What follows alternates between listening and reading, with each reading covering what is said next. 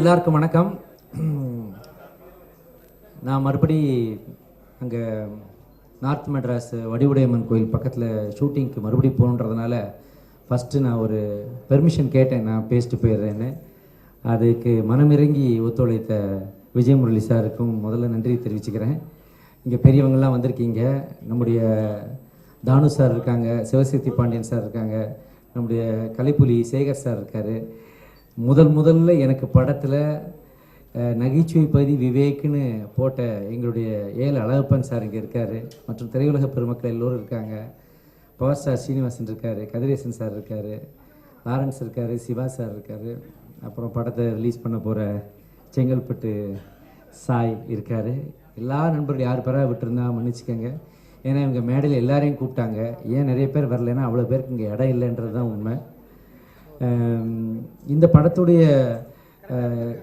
படத்துடைய உண்மையான இந்த நிகழ்ச்சியின் ஹீரோ வந்து ஸ்ரீகாந்த் தேவா தான். பட் ஸ்ரீகாந்த் தேவாவுக்கு விஜய் ஆண்டனி இருக்கார். பட் ஸ்ரீகாந்த் தேவாவுக்கு உடம்புக்கு முடியல. விஜய் ஆண்டனி இன்றைக்கி படம் ரிலீஸு இந்தியா பாகிஸ்தான், அதில் பிஸியாக இருந்திருப்பார்.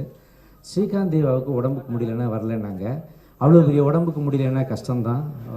அதனால் அவருக்காக நம்ம எதிர்பார்க்க முடியாது. நான் இந்த நிகழ்ச்சிக்கு மெயினாக ஒரு வேலை இருந்தாலும் அதை விட்டுட்டு ஒரு பெர்மிஷன் கேட்டுட்டு அவசர அவசரமாக ஓடி வந்ததுக்கு காரணம் என்னுடைய நண்பன் உதயா தான். இந்த இடத்துலலாம் கை தட்டணும். சினிமாவில் தொடர்ந்து வெற்றிகளும் கிடையாது, தொடர் தோல்விகளும் கிடையாது. வெற்றியையும் தழுவுவோம், தோல்வியையும் தழுவுவோம். வெற்றி கொஞ்சம் அதிக நேரம் இருப்பவர்களை பெரிய இடத்துல வச்சு பார்க்குறோம். தோல்வி கொஞ்சம் அதிகமாக இருப்பவர்களை நாம் மறந்து விடுகிறோம், சினிமா புறக்கணித்து விடுகிறோம்.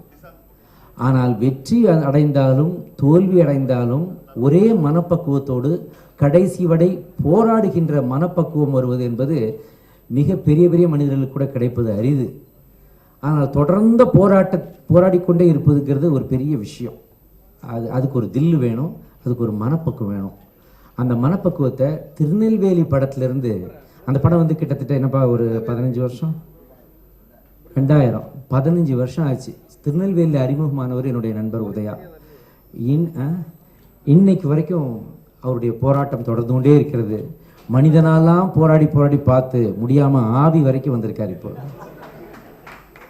ஆனால் இந்த ஆவி அவரை வந்து காப்பாற்றிவிடும் என்று எனக்கு தோன்றுகிறது. ஏன்னா தமிழ்நாட்டு மக்களுக்கு ஒரு சென்டிமெண்ட் உண்டு. ஒரு மனிதனை, ஒரு கலைஞனை வந்து புடம் போட்டு பார்ப்பார்கள். அதில் அவன் தாங்குறானான்னு டெஸ்ட் பண்ணுவாங்க. அதை தாண்டியும் அவன் போராடி கொண்டிருந்தால் அவனை கை தூக்கி எழுப்பி உட்கார வைத்து விடுவார்கள், கை தூக்கி அவனை காப்பாற்றி விடுவார்கள். அது தமிழ்நாட்டு மக்களுடைய சென்டிமெண்ட். அதுக்கு நிறைய திரையுலகத்திலேயே நிறைய உதாரணங்கள் இருக்குது. அந்த உதாரணங்களுக்குள்ளே நான் போக விரும்பலை. நிறைய பேர் இதுதான் என் கடைசி படம் அப்படிம்பாங்க. நிறைய பேர் இப்போ என் சொத்தையெல்லாம் அடமான வச்சு இந்த படத்தை நான் எடுத்திருக்கேன்பாங்க. அது புரட்சித் தலைவர் காலத்திலேருந்து நடந்திருக்குது. இந்த படம் வந்தால் நான் மன்னன், இந்த படம் ஜெயிச்சா நான் மன்னன், இல்லாட்டி நான் ஒரு நாடோடின்னு சொன்னார், நாடோடி மன்னன் அவர் வரும்போது. ஆனால் அந்த படம் ஜெயித்தது. தமிழ்நாட்டு மக்கள் ரசிகர்கள் அவரை தூக்கி விட்டார்கள். அது மாதிரி எத்தனையோ பேருக்கு இருக்குது. ஒவ்வொருத்தர் பேரையும் சொல்ல விரும்பவில்லை. ஆனால் இந்த படம் வந்து என்னுடைய நண்பன் உதயாவுக்கு ஒரு வெற்றி படமாக அமையணும்னு எனக்கு தோணுது. இந்த படத்துடைய பாடல்கள்லாம் பார்த்தோம். கொஞ்சம் மெனக்கெட்டிருக்காங்கன்னு தெரியுது. மலேசியா இல்லையா, மலாக்காலாம் ஷூட் பண்ணியிருக்கீங்க அங்கே தானே. ஸோ எல்லா இடத்துலையும் ஷூட் பண்ணியிருக்கீங்க. ஒரு ராசியான கரங்கள் மூலமாக வெளியிடப்படுகிறது. செங்கல்பட்டு சாய் வந்து அதை எடுத்து பண்ணுறாரு. அதனால் நமக்கு நட்பு உண்டு அவருடையும். ஸோ நல்லபடி. ஆனால் இந்த ப்ரோக்ராமுக்கு என்ன அவர் இன்வைட் பண்ணவே இல்லை ஃபோனில் கூட. அது ஓவர் நட்புல அந்த மாதிரி சில நேரத்தில் நடந்துறதும் உண்டு. அதை பற்றி பரவாயில்லைங்க, நான் அதை பெருசாக எடுக்கல. எனக்கு உதயா இஸ் தேர், நான் வரணும், அதனால் வந்துட்டேன். படம் வெற்றி அடைய வேண்டும் என்று விரும்புகிறேன். அது என்னமோ தெரியல, இந்த ஆவி படங்கள் இப்போ ஒரு சீசன், பேய் படங்கள் ஆவி படங்கள் சீசன். அது வந்து ஆனால் ஒரே ஒரு கேள்வி தான் வைக்க விரும்புகிறேன் கதாசிரியர்களுக்கு. ஏன் எல்லா ஆவியுமே பெண்ணாக இருக்கிறது? ஏன் எல்லா பேயுமே பெண்ணாகவே படைக்கிறீங்க? ஆண் ஆவி ஆண் பேய்கள் கிடையாதா? இது உங்களுடைய, நான் வந்து பெண்கள் தான் பேய்க்கு பொருத்தமாக இருப்பாங்கன்னு நான் சொல்ல வரல. அதுக்கெல்லாம் கல்யாணமானவங்க படம் எடுக்கிறாங்களா என்னன்னு தெரியல. இல்லை காதலில் படாத பாடுபட்டுக்கிட்டு இருக்கவங்க படம் எடுக்கிறாங்களா தெரியல. பெண்ணை பேயாகத்தான், பேய்க்கு வந்து பெண் தான் கரெக்டாக இருக்குன்ற மாதிரி கதைகள் வந்துக்கிட்டு இருக்கு. அதை கொஞ்சம் மாற்றி ஆண் பேய்களும் கொண்டு வாங்க.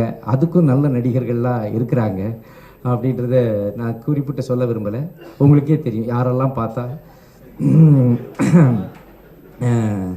எப்படி சில ஆடியோ மட்டும் கொடுத்துட்டு நிறுத்திக்கிறேன் அந்த இடத்த. ஸோ இந்த படத்துலேயும் வந்து ஒரு அழகான பேய் நடிச்சிருக்காங்க. அவங்க வந்தாங்க, இப்போ கூட மேடையில் வந்தாங்க. பார்த்தா எல்லாருக்கும் சால்வை போர்த்தாங்க. உண்மையில் அவங்க ட்ரெஸ்ஸுக்கு அவங்களுக்கு தான் நிறைய சால்வை போர்த்திருக்கணும். She is a beautiful heroine. நல்லா பண்ணியிருக்காங்க. இது பேயா வேற வந்திருக்காங்க. இது மாதிரி சில பேரை நான் கணித்து சொல்லியிருக்கேன். அவங்க எல்லாருமே பின்னாடி பெரிய ஹீரோயின் ஆனாங்க. அவங்க தாப்சி பற்றி சொன்னேன், அமலா பால் பற்றி கூட சொன்னேன் முதல் படத்தில். அதே மாதிரி இன்னொரு ஹீரோயின் கூட சொன்னேன். எல்லாருமே வந்து பெரிய ரேஞ்ச் ரீச் பண்ணாங்க. ஸோ இவங்களுக்கு நான் என்னோட விஷஸ், இந்த யூனிட்டுக்கு, இந்த டைரக்டருக்கு, இந்த கேமரா ஒர்க்கு, இந்த மியூசிக்கு, ஸ்ரீகாந்த் தேவா, விஜய் ஆண்டி 2 பேரும் சேர்ந்து நல்ல நம்பர்ஸ் கொடுத்துருக்காங்க. ரொம்பவே நல்லா இருந்துச்சு. இந்த 2 நம்பர்ஸுமே 2 பாட்டுமே நல்லா இருந்துச்சு. ட்ரெய்லரும் நல்ல விறுவிறுப்பாக நம்மளை பயமுறுத்துகிற மாதிரி தான் இருந்துச்சு. ஸோ அது ஒன்று நிச்சயமாக நல்லா வரும் இந்த படம். இந்த படம் வந்து நல்ல முறையில் இப்போ வந்து தமிழ் சினிமாவை போட்டு உலுக்கிக்கிட்டு இருக்க பல பிரச்சனைகள் இருக்குது. எல்லாம் பெரியவங்களாம் இருக்காங்க. உண்மையிலேயே அடி மனசுலேருந்து சொல்கிறேன், ஒரு காலத்தில் இருந்த ஒரு ஒரு ஒரு திரைப்படத்தை திரையில்தான் வந்து மக்கள் பார்ப்பார்கள் என்ற அந்த ஆரோக்கியமான சூழ்நிலை போய்விட்டது. இந்த திரைப்படங்களும் அவற்றின் ரிலீஸும் அதன் பிறகு அதனுடைய ஓட்டமும் அதன் மூலமாக வருகின்ற வருமானமும் நலிந்து கொண்டே வருகிறது. 100-200 படங்கள் ரிலீஸ் ஆச்சுன்னா இந்த வருஷத்தில் ஓடினது எத்தனைனாக்கா 4 படங்கிறாங்க. இது எந்த வியாபாரத்துலேயாவது உண்டா? ஒரு படத்தை ரிலீஸ் பண்ணால் அந்த படம் தியேட்டரில் ஒரு வாரம் கூட வச்சுக்க முடியாத சூழ்நிலை ஏற்பட்டு போச்சு. எத்தனை பைலிங்க பின்னாடி வந்து குமியும் போது இதை விட்டு அந்த படத்தை விட ஒரு படம்ன்றது 3 நாள் வசூலில் முடிஞ்சு போச்சு அப்படின்னு ஆகிப்போச்சு. முந்தியெல்லாம் 100 தேட்டரில் ரிலீஸ் பண்ணி 4 தேட்டரில் ரிலீஸ் பண்ணி 100 நாள் ஓட்டணும். இப்போ 100 தேட்டராவது கிடச்சி ரிலீஸ் பண்ணி 4 நாளாவது ஓட்ட முடியுமா அப்படின்னு பார்க்குறோம். ஆனால் குறுந்தயாரிப்பாளர்கள், சிறு தயாரிப்பாளர்கள், சில கோடிகளை போட்டு மட்டும் படம் எடுப்பவர்கள் மட்டும், அவர்களும் மனிதர்கள், அவர்களும் பணம் போடுறாங்க, அவங்களும் ஒரு லாபத்தை எதிர்பார்த்து, இது ஒரு பிஸ்னஸ். ஆனால் ஒரு கத்திரிக்காய் கூட ஒரு கடையில் வச்சாக்க ஒரு 10 நாள் அழுகாமல் இருக்கிறதுக்கு அந்த கடைக்காரர் அதை வச்சு கிண்ணியை ஊற்றி அதை வியாபாரம் பண்ணுறதுக்கு ஒரு 4 நாளாவது வண்டி கடையில் வச்சுருக்கானே கத்திரிக்காயை. ஒரு கத்திரிக்காய்க்கு இருக்கிற மரியாதை கூட இப்போ வர்ற தமிழ் திரைப்படங்களுக்கு இல்லையா? அதை திரை அரங்கத்தில் கொஞ்ச நாள் வச்சுக்க முடியாதா? அது எத்தனை பெரும் படங்கள் வரும்போது அதனுடைய கால் பூட்ஸுகளிலும் அதனுடைய சக்கரங்களிலும் நசுங்கி சாக வேண்டுமா? என்னுடைய வேண்டுகோள், நான் வந்து ஒரு இறைஞ்சி கேட்கிறேன். அந்த படம் இப்போ வந்து உதாரணத்துக்கு சொல்லணும்னா, உங்களுக்கு பத்திரிகையாளர்கள்லாம் இங்கே இருக்கீங்க, ஏற்கனவே அண்ணன்ட்ட நான் ஏற்கனவே சொல்லியிருக்கேன். ஒரு அன்னைக்கிளி ரிலீஸ் ஆகும்போது அந்த படம் 2 வாரம் 3 வாரம் கழிச்சு தான் பிக்கப்பு. இப்போ உள்ள சூழ்நிலையில் முதல் மரியாதை ரிலீஸ் ஆச்சு சாந்தி தேட்டரில் 14வது நாளுக்கு அப்புறம் தான் கூட்டம் ஏறிச்சு. ஆனால் பெரிய சகாப்தம் படைத்த கலைஞர்களும் இசையமைப்பாளர்களும் உருவான படங்கள் அதெல்லாம். ஆனால் அதெல்லாம் தேட்டரில் வச்சுக்கக்கூடிய சூழ்நிலை அப்போ இருந்துச்சு. மக்களுக்கும் அவகாசம் கொடுத்தார்கள், தேட்டரில் ஓடுறதுக்கும் அவகாசம் இருந்தது. மக்கள் வந்து பார்த்தாங்க, படம் நல்லா இருக்குனாங்க, மவுத் டாக்கில் பரவச்சு. எல்லோருக்கும் வணக்கம். அரோகரா முருகா, ஜெயிக்கிறோம். ஆக்சுவலாக வந்து உண்மையாகவே கொஞ்சம் உடம்பு சரியில்லை தான். பட் நான் லேட்டாக வந்தது காரணம் வந்து எல்லாருக்கும் சாரி கேட்டுக்கிறேன், மன்னிச்சிட்டிங்களா? என்னென்னா ஆக்சுவலாக புறம்போக்கு படம் வந்து ப்ரெஸ் மீட் நடந்தது பிரசாத் ஸ்டுடியோவில். அது முடிஞ்சு வர்றது கொஞ்சம் லேட் ஆகிடுச்சு, அதனால தான் கொஞ்சம் காலம் தாமதமாகிடுச்சு. இல்லாட்டி மட்டும் சீக்கிரமாக வந்துடுவோம் பாருன்ற. இந்த படம் ஆவிக்குமார் எனக்கு என்னோட இதுக்கு வந்தது, நான் பண்ணது காரணம் எங்கள் ஹீரோ உதயா சார் தான். நல்லா வெயிட்டாக கரகோஷம் கொடுங்க அவருக்கு. ஏன்னா நானும் உதயா சாரும் நல்ல ஃப்ரெண்ட்ஸு. இதில் முக்கியமான விஷயம், எனக்கு ரொம்ப சந்தோஷமான விஷயம் என்னென்னா, விஜய் ஆண்டனி சார் மியூசிக் பண்ணது. அவருக்கு வெயிட்டாக கரகோஷம் கொடுங்க. மெயினாக அவர் வந்து இப்போ சமீபத்தில் இந்தியா பாகிஸ்தான் படம் ரிலீஸ் ஆகிருக்கு. அந்த படம் 3வது படமாக இருக்குது. அந்த படமும் மிகப்பெரிய வெற்றி தரணுமென்ட்டு நம்ம டீம் சார்பில் வேண்டிக்கிறேன். உதயா சார் வந்து சொன்னார், இது மாதிரி வந்து 2 சாங் வந்து விஜய் ஆண்டனி சார் பண்ணியிருக்காரு, நீங்கள் வந்து RR தான் பண்ணணும்னு சொன்னார்.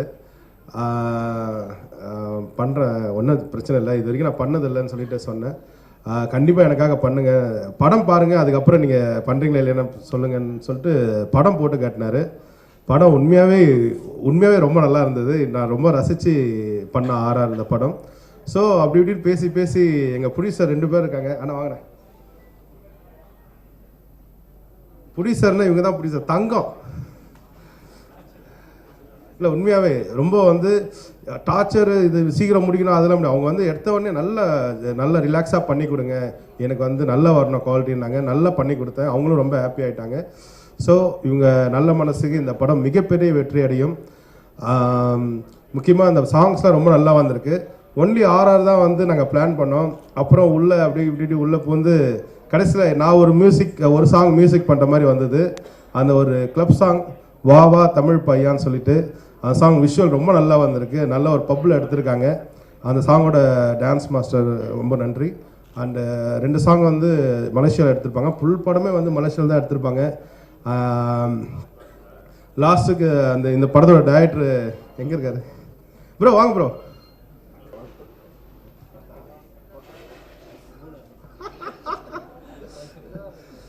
நம்ம டைரக்டர் லாஸ்ட்டாக வந்து நம்ம ஜாஃபர் வந்து ஒர்க் பண்ணார் இந்த படத்தில். அவர் எங்கே இருக்காருன்னு தெரியல. இருக்கார் ஜாஃபர் சரம் பண்ணார். ஸோ அவங்க டீமுக்கு எனக்கு நன்றி.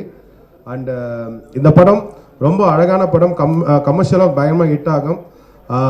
ரொம்ப நல்லா வந்திருக்கு படம். ஆர்ஆர் ரொம்ப நல்லா வந்திருக்கு. இந்த படம் மிகப்பெரிய வெற்றியடைய வாழ்த்துக்கள். நன்றி, வணக்கம். ஒரு தலை அங்கே ஒழிச்சுட்டு இருக்காரு.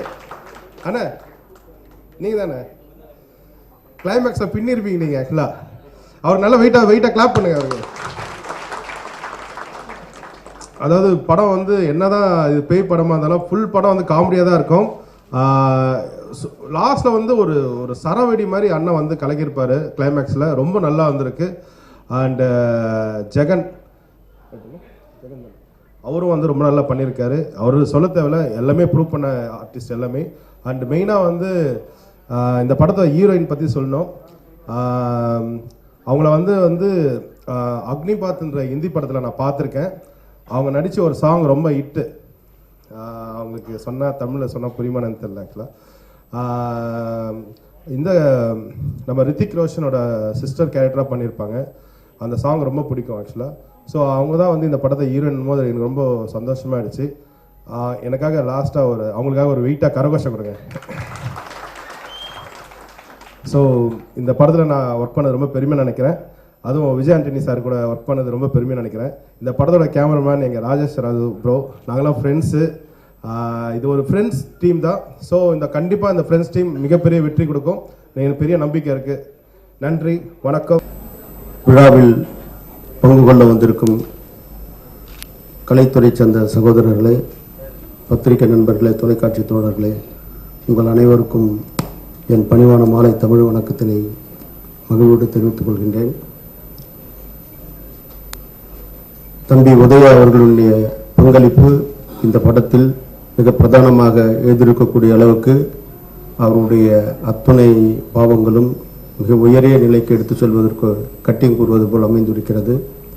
ஆகவே இப்பொழுதெல்லாம் இந்த மாதிரி ஒரு த்ரில்லர் படங்களும் பேய் படங்களும் ஆக்கிரமித்து ஆக்ரோஷமாக வலம் கொண்டிருந்த நேரத்தில் இந்த ஆவிக்குமாரும் பட்டி தொட்டியெங்கும் வெற்றி வாகை சூடி எட்டித்துக்கும் எதிரொலிக்க என்னுடைய வாழ்த்துக்களை நிறைவு செய்கிறேன்.